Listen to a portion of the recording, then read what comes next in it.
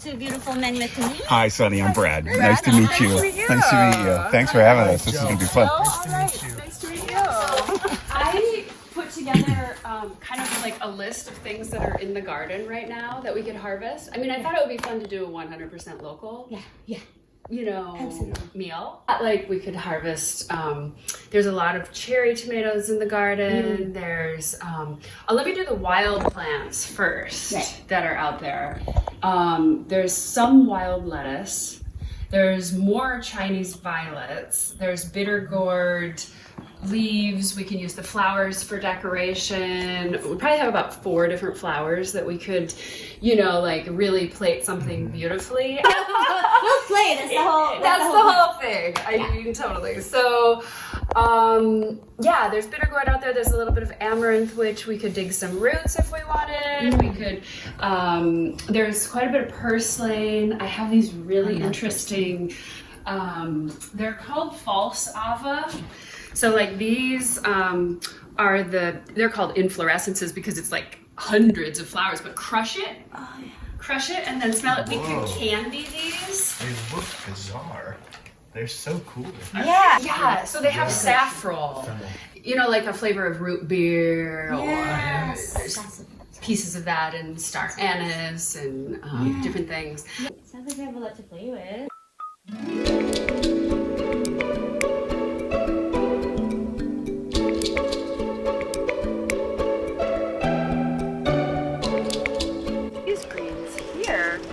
This is a good one for us to harvest. This is the Chinese violet. So it doesn't have any of the purple flowers. Here's some purple flowers, but they also will have white flowers as well.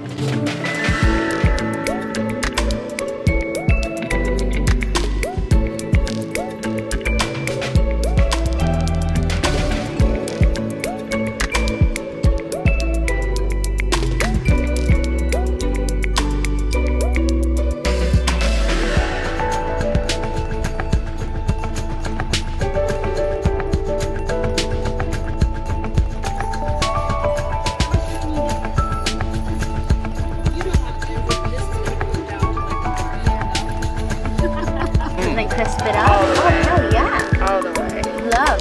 Those are pretty. Those would be pretty too with our dish.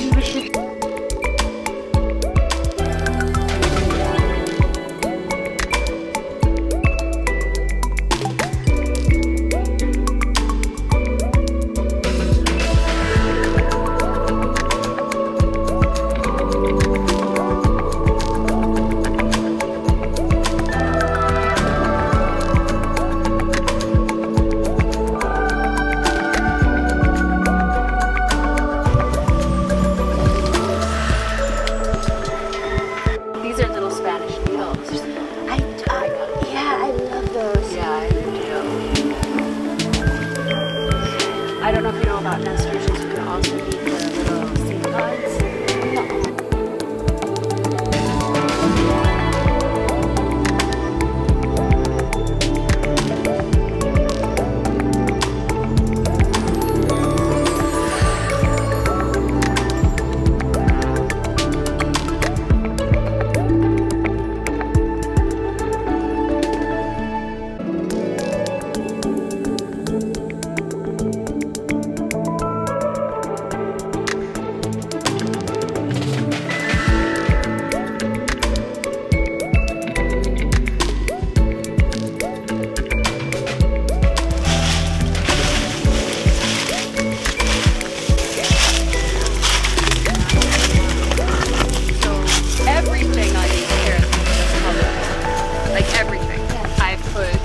Every single thing that you see in here.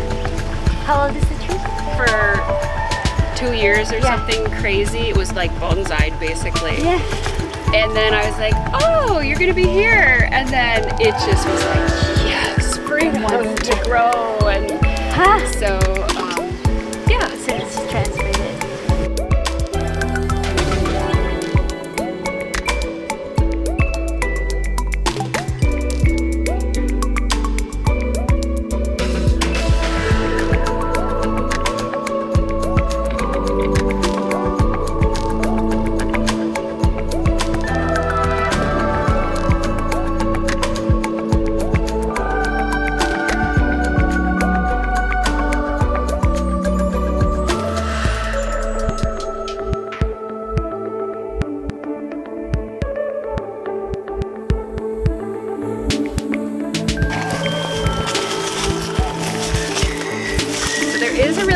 big green papaya up there.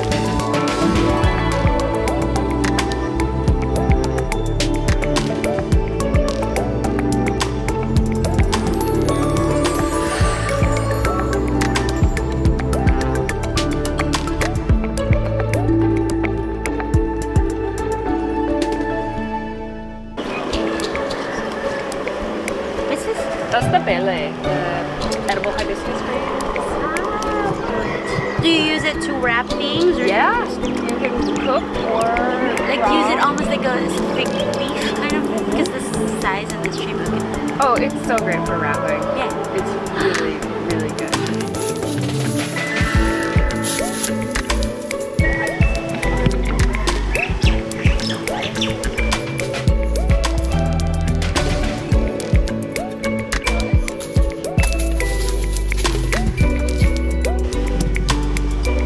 The greens, I really like including some of the greens. But it's too big of it would be the majority of your meats that you use. Yeah, I mean, unless you're Eat it raw. yeah, unless you're diabetic or pre-diabetic, in which case you should definitely eat more of it. But I even think of this like if I'm going to a birthday party or eating donuts or something, like eating more of this. It just helps stabilize blood sugars like powerfully. Wow. Blood cleanse.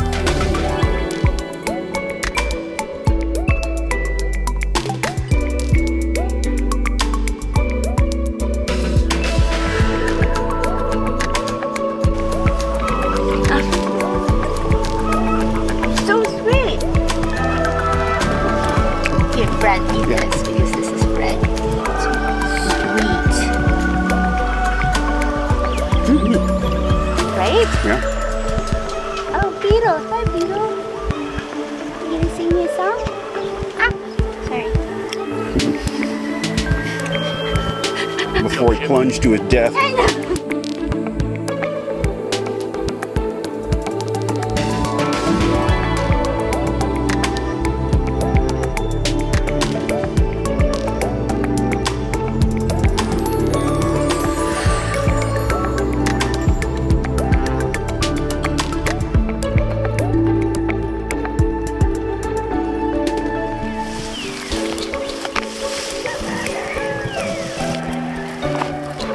Yeah, look at this giant one. Yay. Oh, look at that. That's what we need.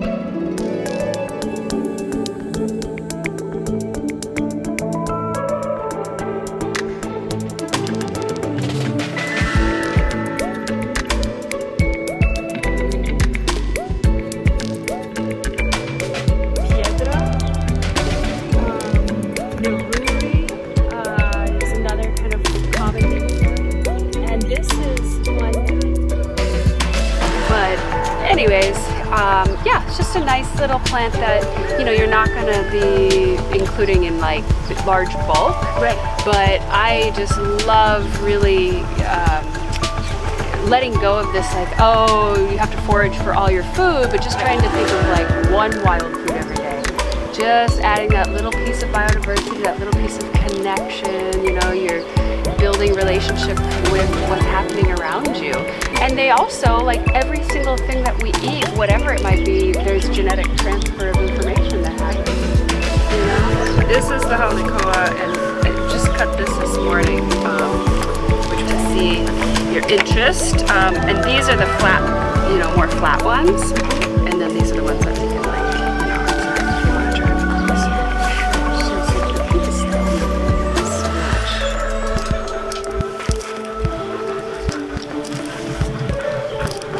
Oh my gosh, it's so nutty. Do you like them? Yeah. Holy shit.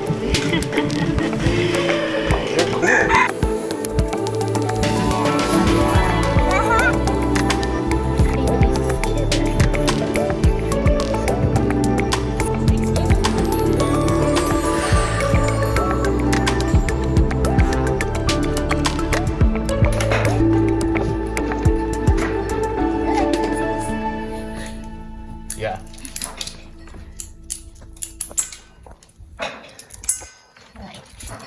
Like a kid when, you know, they're like, okay, here's what you do. Like, when I was a kid, I'm like, stealing things and squeezing little things. And Yeah, it's like buy corn, sent out to the back porch to shuck all the corn. yup, they're all day.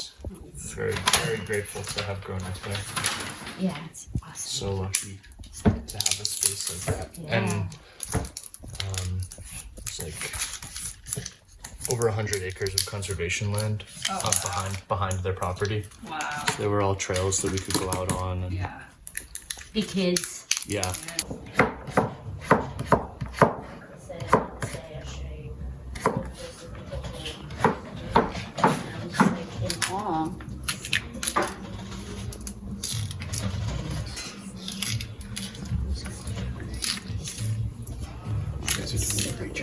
Yeah. You'll get to reap the benefits. Yeah. The skills.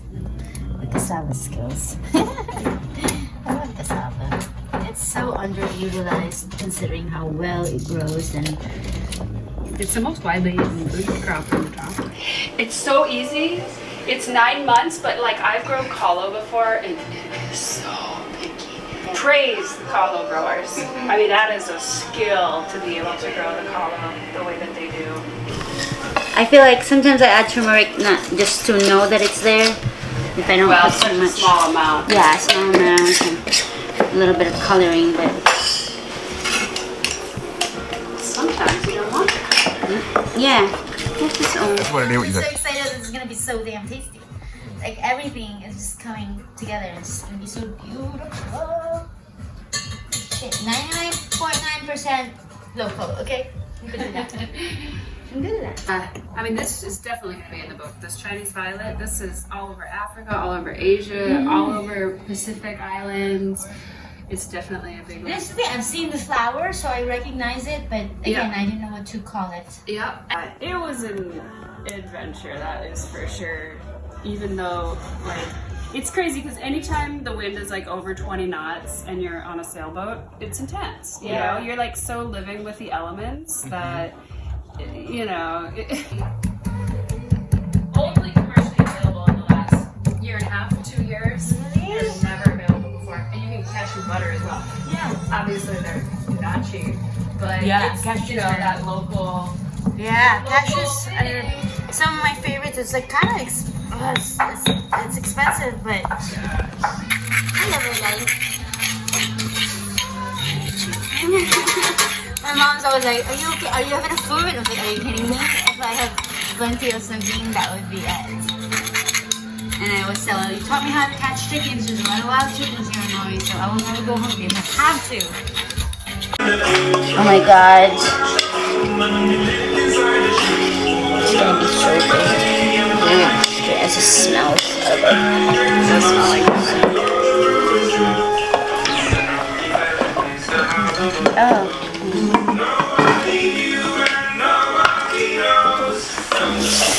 Oh, I'll add it last. Or half. Oh my god.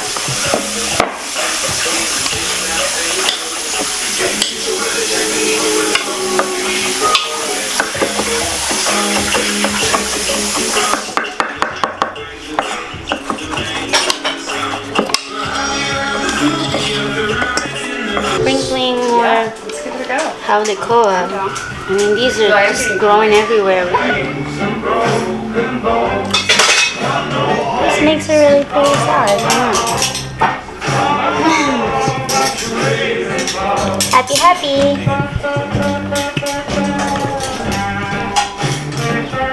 Yeah, yeah. Oh my god.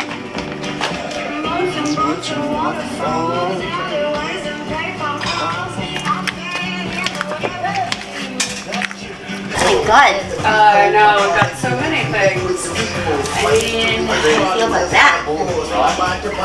technically no. They can cause some foot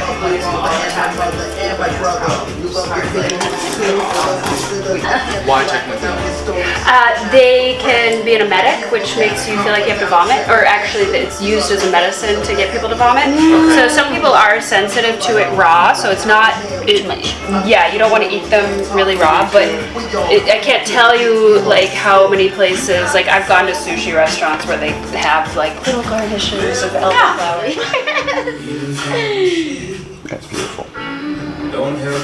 No? Eat some good food. Yeah. Or want to be somewhere beautiful. Like, do you think you can live on this island and Get away from it? and nothing else wants to as well? Like, if you think you can thrive here, so with other animals or you're our host. Oh, well, blessings to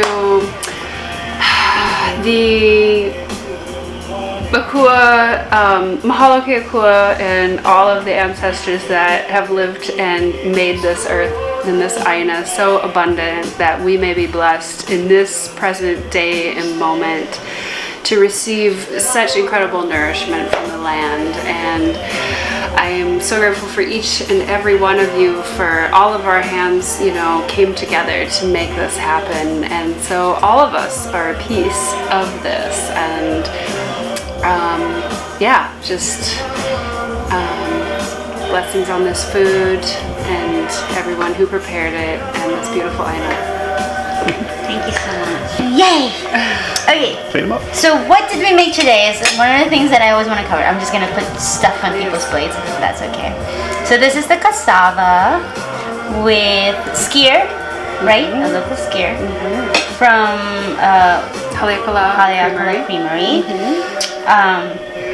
Cassava, right? Of course, right out of your garden. And these are, African violet leaves. Yeah, there, Azostastya gangetica, that's a Chinese violet, is another name. Of course, so many things have different names, but there's also wild lettuce greens in there, and a little bit of wild amaranth greens in there. So, And the flowers. yes. Thank you. That's sticky. Love it. And cassava is so awesome because, first of all, it grows really well. It's very filling. I mean, it's a very hardy plant that can grow in pretty much anywhere, any subtropical area. And it doesn't need water. Yeah. Like, I mean, it needs some water, Yeah. but I feel like it's such a, I mean, we're shifting into global climate change where so many places are really going to be lacking a steady water supply. And so if you have a food crop that is a heavy producer, thank you, it's really valuable to know those ones that are easy to grow. Yeah. And it can really feed a lot of people, inexpensive, like you're saying, just the water component and how it can feed so many. Oh, I'm sorry, but you need a little extra petals on there. Give me those petals, those flower petals. And this is the papaya salad with bilimbi. And you made this amazing miso made with the haolikoa. So that was their base. And you made your own sambal. No, actually, the sambal is from High Spice Oh, here High Spice. on Maui. Oh my god, they're my neighbors. Like, so I'm they- gonna knock on their door and get Yeah, some sambal. so awesome. And so for those of us who are like wanting to do the 100% local kind thing, they when there's fresh garlic around, they'll make their sambal. their special blend. I'll save them, actually. Yeah, and this actually has haolikoa in two ways, because we have the brown haolikoa seeds, which I made into miso, but it also has the fresh green seeds of the haolikoa as well. That we picked today. And you had to shell them today, which is great. And then this is purslane salad with cucumbers and cherry tomatoes from your garden. Just want to make sure I can fit everything in everybody's plate. With skyr again as our base. Yeah, it's like a tzatziki, Yeah. really. The vinegar, kind of sour cream like. Yeah. Oh my gosh. I love purslane. I really do. It's one of those underutilized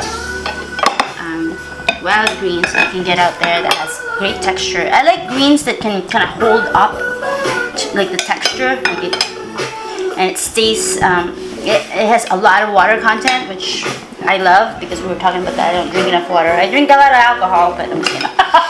But I eat a lot of vegetables with water content, with high water content.